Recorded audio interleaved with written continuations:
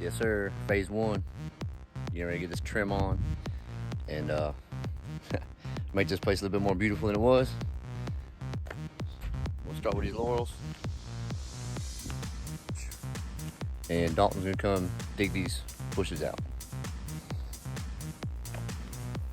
To make this digging a little bit easier for him, we're gonna go ahead and cut these bushes out. I go to my Stihl first because it's my newer of the chainsaws. See how she does.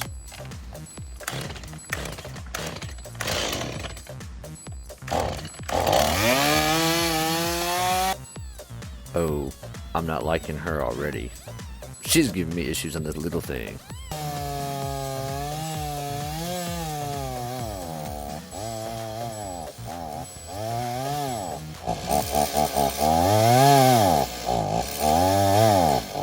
Got a gas?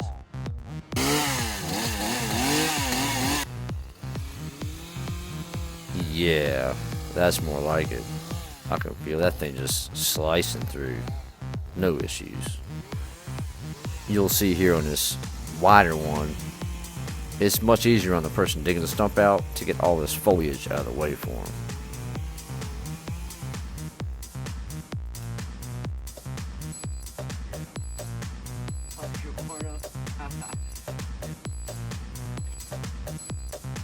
Alright, so all you chainsaw guys, I like Stihl.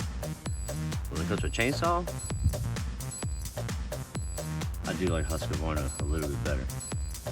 They just have more power. Just saying. Yeah.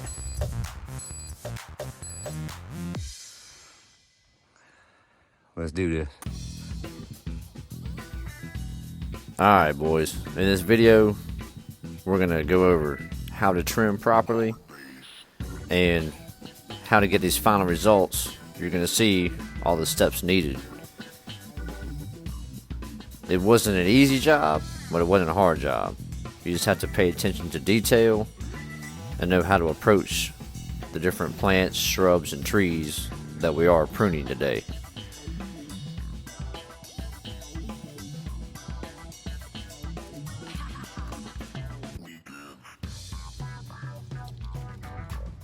Alright, so step one was just cut in there at the height that I wanted, a little bit higher than what I wanted it.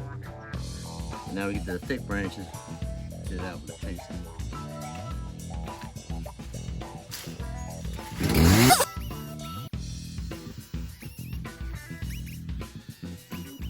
These cuts here with the chainsaw do not have to be perfect. They don't have to be clean yet. And I suggest you leave them about 4 inches higher than your desired height that you're trying to accomplish at the end. Any foundation plants that don't have airflow between it and the building needs to be taken care of, and airflow needs to be made. If not, you'll end up with powdery mildew and other kind of fungus, bacteria growth on the stems and the trunk, and eventually it kills it out. This Autolucan laurel here does have that issue, and I'll show it to you. Like I said, we gotta go back through and get the loppers out and get this top branches cut clean, because you want a nice clean cut. You don't want to leave it all butchered like it is here. Back here I'll show you. Down here on the trunks, all that white stuff, that's that powdery mildew and that fungus that grows and kills branches out.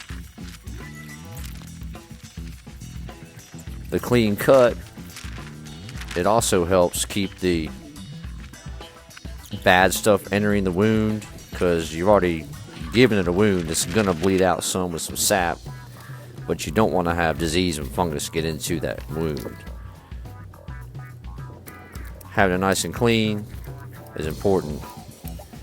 And also you'll notice here the large branches that you're not going to see, I'm trimming lower than the front green foliage that you see from the outside.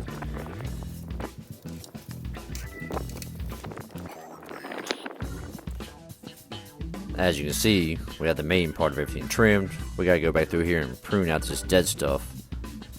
All those dead limbs right there came from that powdery mildew that's grown on the backside with lack of airflow. And like I was saying, when this grows back, the back branches that I cut lower will grow back at their correct height, and it will be easy to trim next time. It'll be nice, thin, new branches, and when it's time to trim it, it'll be nice and easy.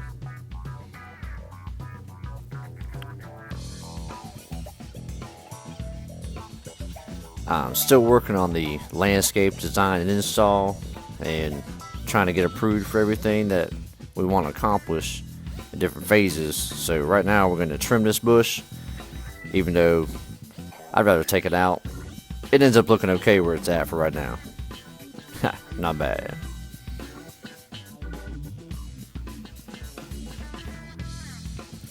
Another thing you'll notice here, Dalton cleans out really good all the old debris and leaves so that air can flow through there.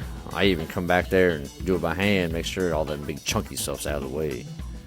It's important, guys. Every little thing is important.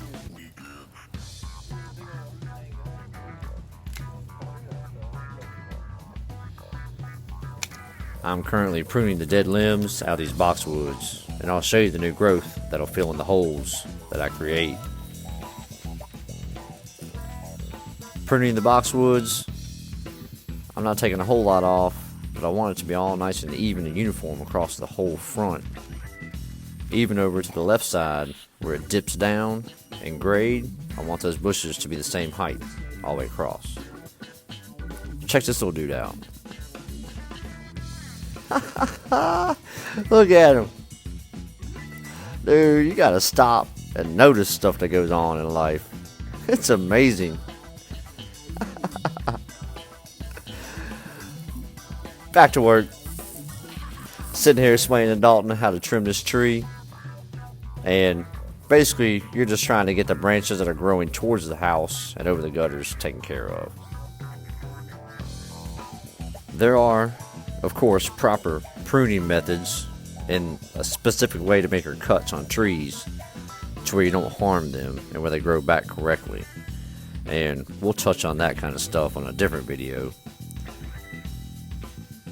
While I'm trimming these boxwoods, you need to know that these trimmers are extremely sharp and they are not leaving any jagged cut marks on the leaves, because truth be told, you're supposed to use hand pruners on these that are extremely sharp. You're supposed to hand prune them. But here in America, well, we don't usually do it that way. And they turn out okay. They're still beautiful. Dalton's having a few issues here, figuring out these pole saw that I have.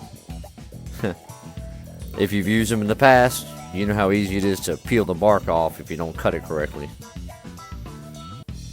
Another thing you must do, it's a step you have to accomplish, get all the trimmings off your bushes. Make sure you're not going to leave a bunch of dead stuff laying there. It's an eyesore. Alright, nice and even now. Nice and even now. The spacing between these boxwoods now is perfect for the perennials I was talking about earlier, and removing those overgrown shrubs there made a huge difference. Now we're going to work on these, even them up. How much do you put on this side? Not a whole lot.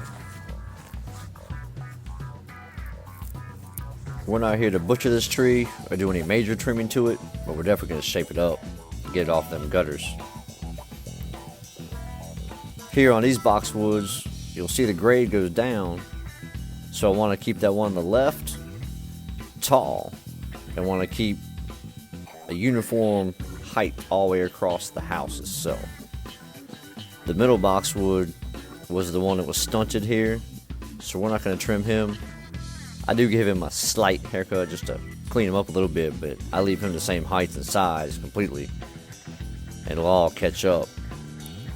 Now I did notice on these bushes there was web bagworms, some leftover evidence that they had them in the past, so I take time to brush all this stuff out and get rid of it, and it'll help the new growth regrow with some room. These little things you need to take note and notice when you're doing these trim jobs. It'll help you out throughout the next couple seasons, providing a healthier plant shrub. And we will go through and fertilize these shrubs for the next couple seasons to get them growing strong and healthy again. The roots, the iron for the greenness, just different things that the soil needs. This river birch, beautiful tree, beautiful place, and it just needs a little haircut, a little shaping going on. And I'll tell you what, the scenery we got right here on these next couple shots, unbelievably amazing. The clouds keep rolling through, the wind's hitting it. My office today is amazing, and I'm extremely thankful and extremely blessed not to be stuck in a cubicle talking on the phone to unhappy people. So check out the shaping of this tree, just getting the long weeping ones down. That way it doesn't look so sad, weeping all over the place like no one cares about it. Give it a new shape. Look at those clouds. Love the fall seasons. Alright, got her off the gutter system. No issues there anymore. We're going to move over here to this beautiful weeping Jap maple. And you'll see me. You start underneath. You start taking it off piece by piece. You got to pay attention to what you're doing. These things take a long time to grow this big, and you don't want to hit the wrong branch and cut it. Once it's cut, it's cut. You can always look back, get the bigger picture of it a couple times throughout the process here, and figure out what needs to be trimmed and what needs to be left. Now, I also go through here and thin out all the growth, because this thing hasn't been trimmed in years, maybe never. It needed some airflow, so I go through and trim out the insides also. Definitely much better. Now you can see that trunk. And in my landscape talk video, that's what I was talking about. That's what you're supposed to see. Now, I'll show you some real-time footage because it's a tedious process. It's not something you just fly through. I enjoy doing this kind of stuff. It kind of reminds me of Mr. Miyagi and all those amazing trees, the bonsai trees. Loved them bonsai trees when I saw that movie as a kid. Still love them today. I'm telling you, man, the vibes are good. She's all thinned out. Look how that turned out. You can see the trunk character. I love it. Weeping Japanese maples. They come in the reds, they come in the greens. Some of them love direct sunlight. Some of them tolerate it. Some of them just burn out and scorch away. Be careful where you plant these little dudes. Finally, cleanup time. Make sure you get all these little leaves and these pavers cleaned up nice. It's been a great day. I hope you guys have learned a little bit as I talked you through this job. Last little bit of cleanup here. Knocking it out today.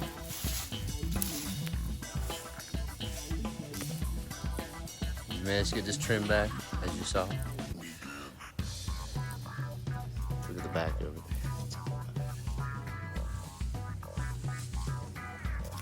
Final walkthrough. Make sure everything's good. Make sure you didn't miss anything. Clean cuts. Airflow. More clean cuts on top to promote new growth. Keep that disease and other insects out of that wound that you created. Turned out nice, man. I'm pleased with it for sure.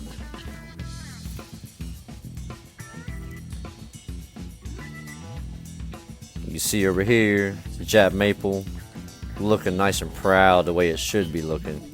Thinned out. Beautiful, beautiful tree. I recommend those in most landscape installs, honestly.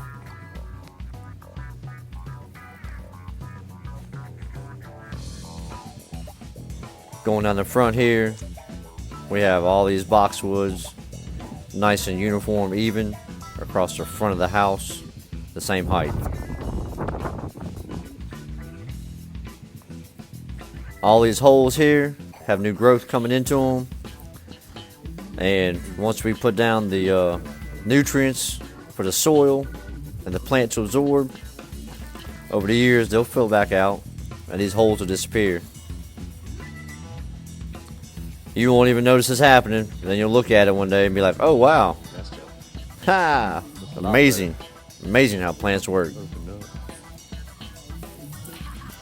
Looking forward to doing the landscaping on this job. And hey, another life story. Elite Landscapes, doing it elite style every time we come out.